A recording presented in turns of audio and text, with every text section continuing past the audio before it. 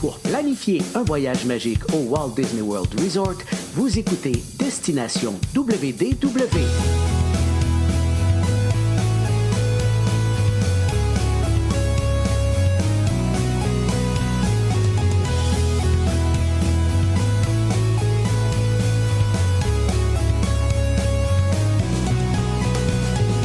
Et voici votre animateur et ami personnel de Mickey, Jean-Philippe Paré. Bienvenue à Destination WDW. Un gros merci pour le téléchargement. Pour les gens qui nous écoutent en audio, et vous pouvez retrouver tous nos épisodes sur notre site web, Apple Podcasts, Spotify et compagnie, et les versions vidéo sur notre chaîne YouTube et sur la page Facebook. Aujourd'hui, pendant que moi, je reviens d'une croisière, que je suis avec un groupe du côté du Walt Disney World Resort, bien, les gens à la maison, on a quand même envie de se faire parler de Disney et on va être gâtés parce qu'on s'en va rejoindre notre ami Michel Pellerin. Salut Michel! Hey, salut Jean-Philippe, salut tout le monde encore. Je suis content de vous retrouver comme d'habitude, mais j'ai vraiment hâte là, aujourd'hui de vous parler de plein de belles choses, de plein de petits secrets. Oui, parce que c'est l'univers, en fait, les secrets de vos vedettes Disney là, qui se poursuivent. Aujourd'hui, on va parler d'Aurore, donc la Belle au bois dormant. C'est quoi l'univers? Parle-nous de l'univers dans lequel tu nous transportes. Ben, c'est sûr que là, bon, c'est un classique de Disney, puis l'univers, je dois quand même dire que là, elle a déjà 63 ans, Aurore, hein? On Oh, va quand même, célébrer quand même. le 64e anniversaire le 29 janvier 2023. Ce sera le 64e anniversaire.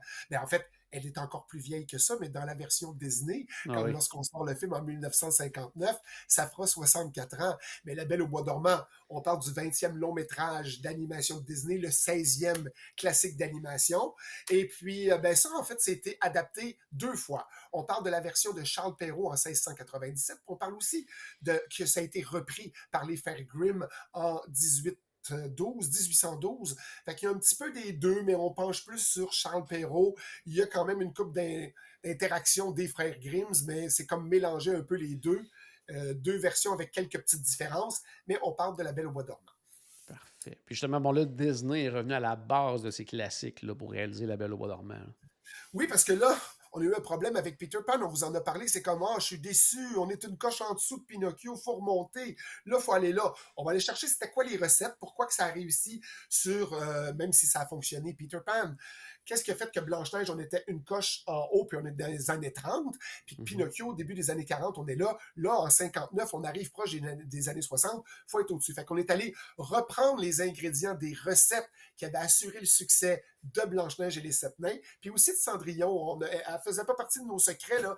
Cendrillon, je sais pas si c'est sur le line-up, mais je veux dire, Cendrillon 1950, ça avait été aussi un grand succès. Mais il y a des idées qui ont été écartées de Blanche-Neige aussi. C'est comme regarder dans les storyboards, on avait-tu mis des choses de côté qu'on pourrait reprendre, comme dans Blanche-Neige. En fait, quand on regarde Aurore qui danse avec son prince, puis qu'on est dans les nuages en haut, ben, cette scène-là n'existait pas au départ. Elle était supposée d'être Blanche-Neige, quand elle dort puis qu'elle attend que son prince va venir lui donner le petit baiser à la fin, elle rêve qu'ils sont sur un nuage puis elle danse avec son prince. Ça a été retiré de Blanche-Neige, mais on l'a mis sur Aurore. Fait que c'est tous des petits détails comme ça qu'on a dit, on va aller chercher les recettes, le multiplan fonctionnait comment on organisait tout ça, on peut-tu donner un autre look qui fait que ça va attirer les gens pour dire « Wow, c'est pas comme un Disney de d'habitude, mais on va aller chercher ça dans cette optique-là. » Ça a été quand même bien pensé de revoir tout ça avant de se lancer dans le dessin animé. Parfait. Puis là, tu ouvres une porte parce que tu as parlé du prince. Donc, on identifie facilement le nom des princesses Disney, là, mais dans ce cas-ci, quel est le nom de son prince? Lui, c'est le prince Philippe. Puis pourquoi on veut parler du prince Philippe aujourd'hui, c'est qu'on n'a pas choisi Philippe pour rien, c'est qu'on doit son nom quand même au Philippe. On parle du duc d'Édimbourg, qui est le mari de la reine Élisabeth II. Alors, étant donné que dernièrement, on a notre reine qui a trépassé, alors la reine est en haut avec tout le monde, puis tout le monde nous regarde de là-haut, pour pas faire un jeu de mots avec un film Disney, avec Walt sur son nuage, mais c'est vraiment le prince qui est le duc d'Édimbourg, qui était le mari de la reine Élisabeth. Ah, c'est bon, c'est bon. On dit que Charles Perrault qui s'est enfermé dans un vrai château pour écrire l'histoire. Est-ce que c'est vrai, ça?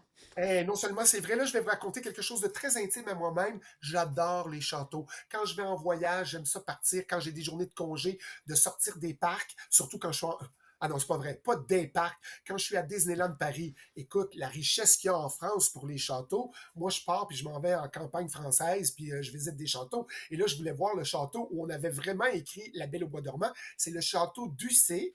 Alors, c'est un peu au sud de Blois.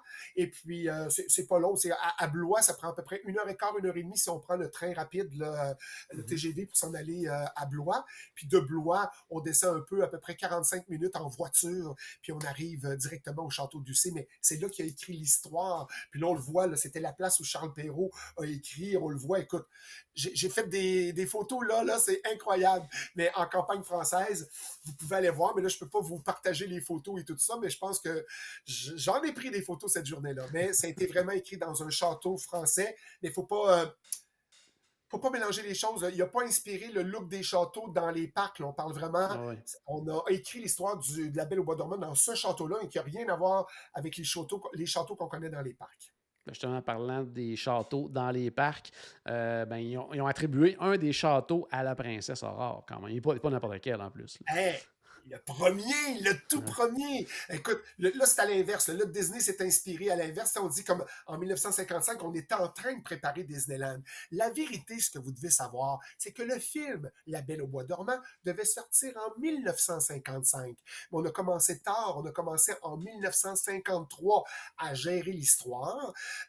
Les dossiers allaient pas vite parce que à tout bout de champ, Walt, il partait parce qu'on prépare le parc, on prépare une émission, on a des autres affaires à tourner, il y a Zorro, il y a ci, il y a ça. Puis là, à un moment donné, c'est comme, là, la Belle au Bois dormant, coucou, elle avance pas. Oh oui, ça va être prêt en 1955, le parcours, puis ça va être le. Mais au départ, c'était pas. L'histoire a viré de bord. Je vais OK. vous la raconter. C'est que Walt dit bon, OK, si c'est pas pour être prêt en 1955 parce qu'on retarde, puis là, je vais vous dire quelque chose de pas le fun qui est arrivé pour les animateurs Disney. Ils ont dit ben Walt n'est pas là, on le fait. Bon, on fait pas une entrevue, mais un dialogue entre la princesse Aurore et le prince.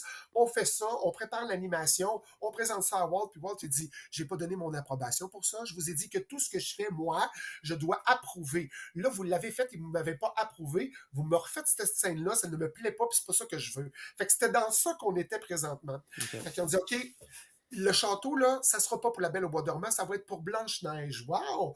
Quelle belle idée! Le premier parc, le premier film Ouais. d'animation, on retombe sur Blanche-Neige parce qu'on sait que le film sera pas prêt. Fait qu'on lance ça sur Blanche-Neige, youpi, mais là, mais là, Walt, il pense, puis il dit, le film va quand même sortir en 59. Si je veux attirer les gens, je vais quand même leur dire que, hey, venez voir déjà le château de la Belle au Bois dormant, parce que oui, elle va sortir juste dans quelques années, Ah mais ouais. ça va vous donner le goût de voir le film. Fait que lui, il voulait faire un coup de marketing en disant, si je mets le nom Blanche-Neige est déjà passé, si je prends La Belle au Bois dormant, on va quand même avoir des gens qui vont être curieux de voir le film par rapport au château. Alors, on a commencé avec La Belle au Bois dormant, ça s'est déplacé, on a mis Blanche-Neige, whoop, changement marketing, on revient sur La Belle au Bois dormant. C'est la raison pour laquelle, je l'ai déjà expliqué dans l'épisode de Blanche-Neige, à la droite du château, si vous allez à Disneyland en Californie, il y a une belle petite fontaine, on a mis des petites statuettes, les 7 nains sont là avec Blanche-Neige et c'est la raison pour laquelle ils sont dans le jardin du château parce que ça devait être le château de Blanche-Neige au départ, ce qui a été vraiment changé pour que ce soit vraiment c'est ça. Là, je regardais en bas juste pour être sûr que j'avais rien oublié, mais c'est magnifique. C'est en plein ça. Parfait. On va continuer dans le thème des châteaux. Puis là, Michel, tu vas être content parce qu'on va se diriger vers Disneyland Paris. Parce que c'est là qu'il y a probablement les plus grandes références là, aux classiques de La Belle au Bois dormant. Là. Vraiment, parce que si vous regardez les dessins, c'est de là, quand on parle des arbres qui ont une finition en haut carré, c'est pas rond, mais c'est coupé en carré Mhm. ou en rectangle, peu importe, mais il y a vraiment une carrure. Et puis, le château de la Belle au Bois dormant, il est comme dans une montagne. On sent tout ça. Et à Disneyland Paris, magnifico! Oui, je suis encore à Disneyland Paris. Bravo, Disneyland Paris! Parce que c'est le plus beau des châteaux, parce que au pays... au pays des châteaux, tu ne peux pas avoir Ouais. un château qui ressemble à n'importe quoi. Fait qu'ils ont vraiment pensé à plein de choses pour le château. On a dit ça va être le château de la Belle au Bois dormant, mais il y a tout là-bas. Il y a vraiment la montagne qui est prise dans le château. Il y a les arbres qui sont encarrés en haut. Et puis dans la cave, à l'intérieur du château, on a vraiment la tanière où on a mis le dragon. Lorsque voyons, lorsque Maléfique est en dragon, Ouais. on a vraiment mis le dragon en bas. Il est là, il fait un petit somme, un petit nappe en bas. Il est attaché, on l'attend gronder. On voit la fumée sortir de ses narines. C'est vraiment bien fait. Et là, on a tout mis en place, mais craignez rien, il est bien attaché, il n'y a pas de danger. Mais tu sais, on a vraiment l'ambiance du cachot, l'humidité, la lumière, c'est sombre, c'est mystérieux. Alors, c'est vraiment une place à voir. Je crois que c'est l'endroit où on a plus réussi l'environnement par rapport au dessin animé. Vous ne le savez pas quand vous allez là-bas, mais regardez quelques dessins de La Belle au Bois dormant et pas nécessairement le château, le design, mais l'environnement avec la montagne et les arbres en carré, vous allez adorer. Parfait. Puis, comme en Floride, est-ce qu'il y a un restaurant à l'intérieur?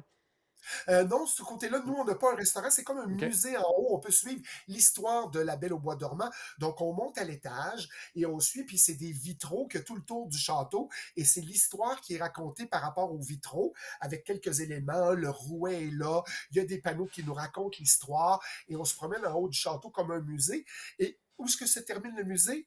On ouvre la porte et on se retrouve vraiment sur une terrasse. Puis là, la terrasse, c'est comme si vous étiez au château. Pensez-y, là. Ceux qui connaissent, peu importe le parc Disney, tu es à Fantasyland, proche du carrousel, puis tu regardes le château. Il y a une terrasse là, dans le milieu, une petite galerie. Et là, tu peux être sur cette galerie-là. Donc, tous Wow. les guests peuvent aller sur la terrasse et tu vois Fantasyland d'en haut. Tu fais wow, c'est capoté. Puis ce qui est encore plus trippant, c'est qu'une fois qu'on finit la terrasse, comment on fait pour descendre? C'est vraiment dans une tour, puis c'est un escalier en colimaçon qui fait OK. descendre en bas du château et on arrive à Fantasyland. C'est magnifique. Vraiment, là, si vous pouvez voir, maintenant, il y a des vidéos, faites le tour des parcs. Ah S'il y ouais. en a un, je dis ça, puis je ne sais pas s'il y en a un, probablement que oui, qui monte à l'étage, puis qui voit le musée de la Belle au Bois dormant, puis que vous allez sur la terrasse voir Fantasyland d'en haut et descendre par l'escalier en colimaçon. C'est ça qu'on dit, un escalier en Oui. colimaçon? Oui, Oui, c'est la oui. bonne affaire. Et là, écoute, puis on descend, c'est magnifique. Juste pour ça, ta journée est faite. C'est magnifique. Bon, on va revenir au film parce qu'il y a toujours des modifications, là, parce que là, Walter a décidé de revisiter l'histoire originale, puis même d'éliminer des personnages. D'éliminer des personnages, là, on revient à la même affaire que la fée Clochette avec toutes ses copines, ça finit plus. Parce que dans la version de Charles Perrault, il y en a 7 petites filles. Des fées marraines, il y en a 7. Fait que là, les fées marraines, on a dit, il y en a trop. Dans le conte de Grimms, les frères Grimms, il y en a 12. Fait que là, 7, 12. Hey, là, c'est un petit peu trop, là. On va aller sur la loi du chiffre impair, là, mais on va en prendre 3. Puis Flora, Paquette et Pimprenel, ça va être bien assez. Puis on va arriver là-dessus. Fait que c'est Disney va toujours revisiter quand il parle de l'original. Oui, t'as une bonne histoire, mais il a bien fait. On n'en aurait pas fini que les 3 filles marraines viennent donner leur vœu. Il y a Ouais. quand même 7 qui viennent donner un vœu. L'autre, c'était 12 qui viennent donner un vœu. Y a-t-il un entraque ou ben non, le film dure 3 heures? Là, on espère que ça va finir avant le crépuscule puis que le film va se terminer un jour. Alors, c'était le plus grand changement qui a été fait. C'est le nombre de filles marraines dans l'histoire. Parfait. Le public a aussi critiqué la présence, ou bien en fait l'absence là, de la princesse Aurore dans le film. Oui, ça a été calculé dans tout le film. Parce qu'elle se pique, puis elle s'endort, puis il y a plein d'affaires qui se passent. Ah Mais ouais. Aurore, elle a seulement 18 lignes de dialogue dans le film. 18. Et le chiffre concorde avec un autre 18. On la voit 18 minutes dans le dessin animé. Tadam! Fait que là, tous les personnages et les filles, comment ça se passe? Euh, Maléfique qui est là pour pouvoir, là, la bataille avec le dragon, le prince, tout le monde qui est comme tout ça. Mais Aurore, elle était un peu mise de côté. Alors, si on passe d'écouter La Belle au Bois dormant pour voir la vie de La Belle au Bois dormant, on sait ce qui s'est passé à cause de tout ce qui s'est passé autour. Mais rappelez-vous que Aurore n'a seulement que 18 lignes dans le dialogue complet du film et qu'on ne la voit que 18 minutes au total. C'est pas 18 minutes en ligne, mais quand on ramène tout ça ensemble, c'est à peu près 18 minutes. Mais heureusement, on la voit plus quand on est dans l'autre version, le remake qu'on a fait du live action avec Angelina Jolie, c'est ça? Ouais. C'est quoi? En Ouais. 2014, quelque chose comme Mhm. ça? Quelque chose comme ça, oui.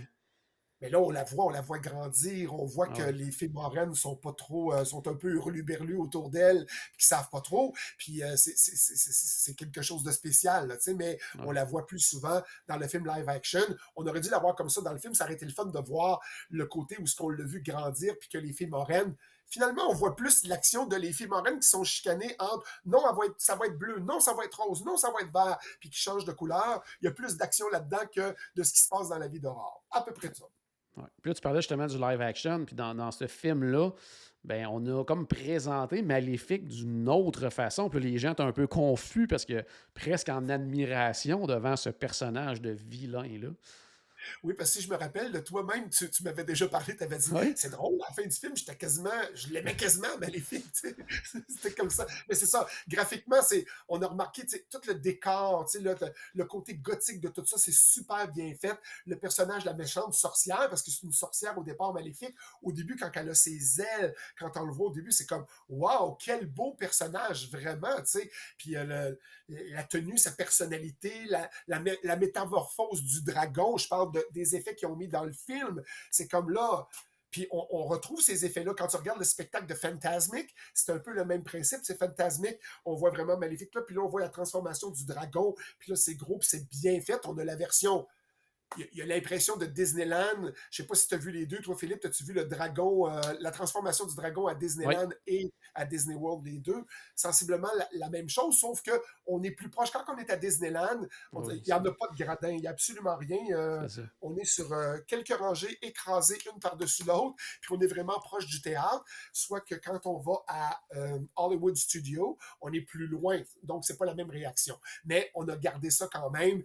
Puis on a maintenant le dragon qui fait partie du Festival of Fantasy Parade, qui crache le feu. C'est dans la même personnalité. Avant, on voit la bataille avec le prince Philippe qui est là, toutes les méchancetés ou la mauvaise énergie qui tourne autour de tout ça et le dragon, c'est vraiment quelque chose de spécial. Donc oui, Maléfique a quand même pris de l'ampleur, mais avouons que au-delà de Aurore et son petit prince qu'on voit souvent dans quelques chars au début des défilés, on a vraiment mis l'emphase sur ce film-là, mais c'est Maléfique, surtout après 2014. Puis c'est en OK. même temps, tu sais, la sortie de Festival of Fantasy Parade, changer la modulation, puis être rendu plus moderne dans la façon de présenter les choses. Tout ça est arrivé en même temps.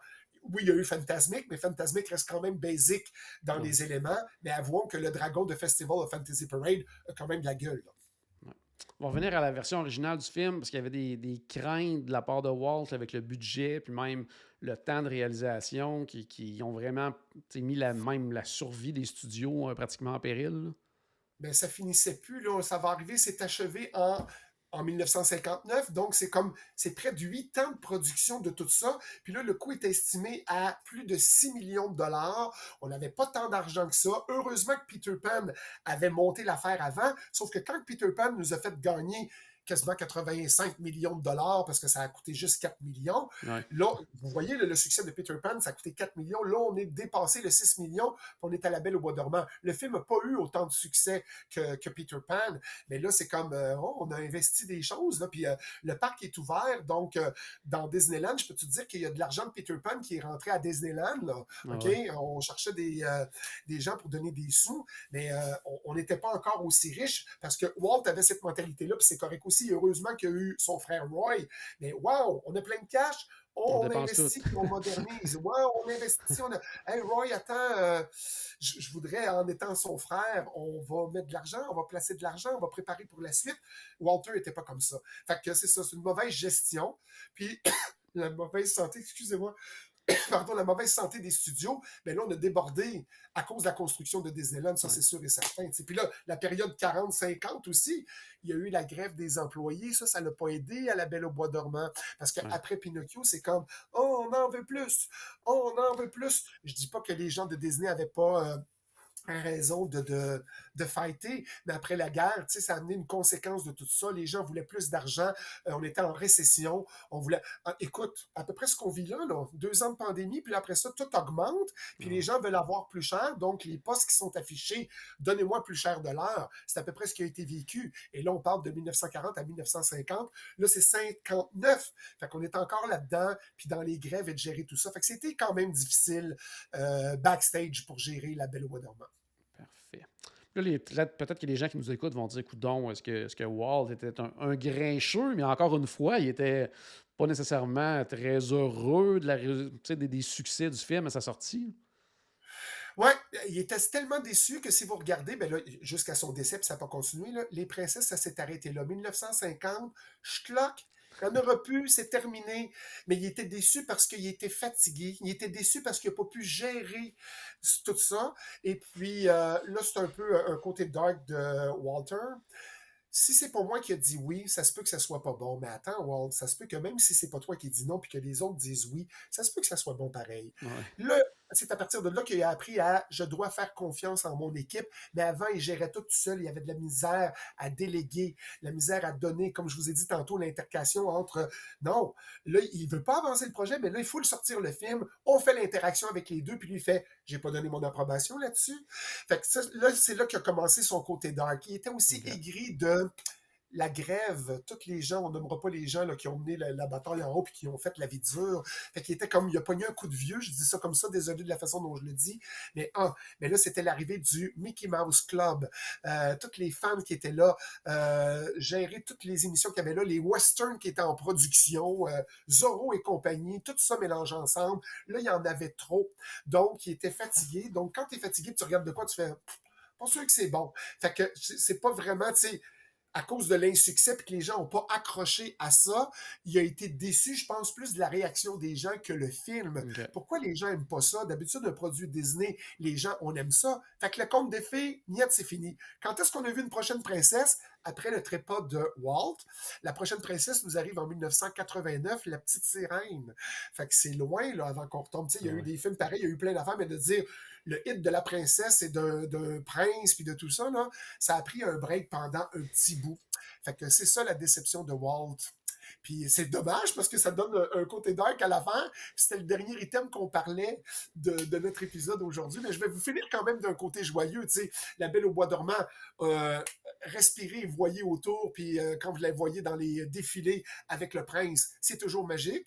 Si vous avez la chance de voir Disneyland Paris, allez voir des photos, de voir l'image, c'est quand même très joli. L'histoire est bonne, tout est beau. Revoir le film avec Angelina Jolie, le film qui est sorti en 2014 pour se réapproprier et retomber en amour avec La Belle au bois dormant. Mais la prochaine épisode, vous venez avec nous parce que là, on se dirige. Ça vous dit quelque chose, Splash Mountain?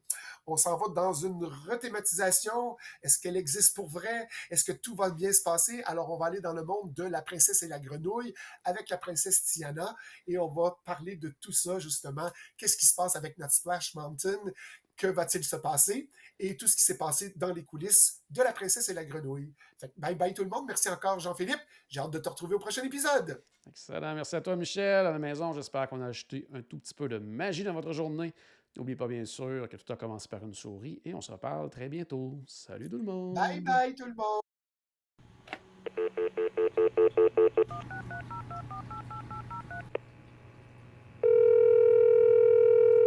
Bonjour, c'était Destination WDW. Tous nos épisodes sont disponibles en archive au destinationwdw.ca. Saviez-vous que vous pouvez nous aider en vous abonnant à notre page Facebook, à notre chaîne YouTube ou en partageant nos épisodes sur vos réseaux sociaux? Ça vous coûte pas une Christie de scène et ça nous fait encore plus plaisir qu'une délicieuse Mickey Bar. Pensez-y! Ça vous coûte pas une Christie de scène et ça nous fait presque autant plaisir qu'un souper au Polite Pig. Pensez-y! Ça vous coûte pas une Christie de scène et ça nous fait presque aussi plaisir que 10 minutes d'attente pour Ratatouille. Pensez-y!